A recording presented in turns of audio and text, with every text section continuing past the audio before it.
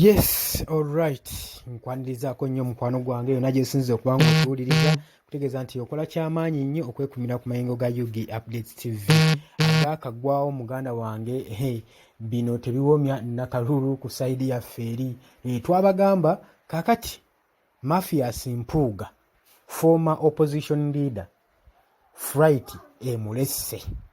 Jjukira nti nno abadde kaweefube wa kugenda kutalaga bweru mu USA.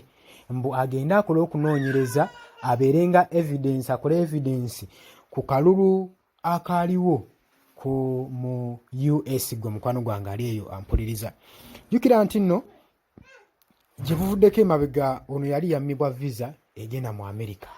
Kaakati alabikiddwako olwaleero ng'atindigga eggendo agala agenda mu America, naye bwe twogerera Flight emulesse. Ffe tugamba ekyo kyakwekwasa Mafias Mpuuga alayika okuba nga Flight temulesse bulesi wabula nga yammiddwa oba nga yammiddwa olukisa olugenda mu mawanga ag'ebweru. Gwe mukwano gwange ali eyo ampuliriza.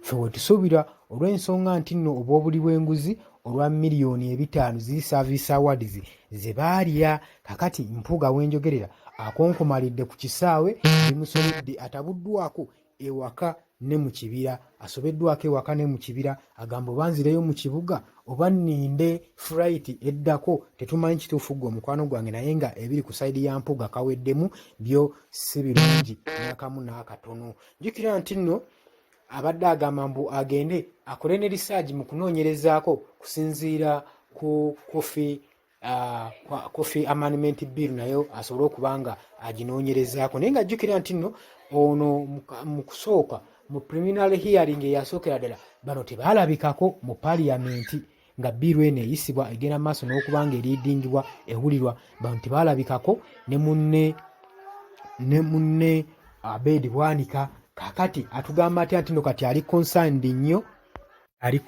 nnyo ku nsonga eyo, mukati adde atalaga mu ggwanga lya America kugenda kukola evidence kalulu. Ffe tuba tubitunuulidde. Nze simanyi muntu bw'ayinza kubanga ebyawano ewaka bikulemye ebyokukwasaganya, obukulembeze bwawano ewaka ewawo bukulemye okukwasaganya, buli kimu kiri gadibye ngalye. Otumatiza otya nti ogenze kunoonyereza ku byeri ebyebweru ebyobunaayira? Ani anaku access? Wibanga wano access ebalemye okutereeza ebyammwe ate ogenda otereeza ebyebunaayira, banange twebereremu.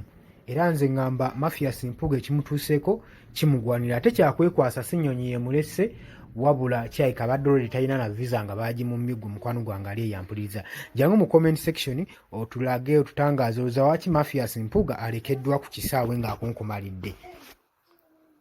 Jangu commenting, jangu liking, jangu sharing. Bagana nga bali e Bulaaya mbagala nnyo. Gwe tanakuba nga osubscribinga, jangu subscribing ku UG Updates TV muganda wange, sobola okuba nga tunyweza amayengo ga channel. Tubagala nnyo, mweraba.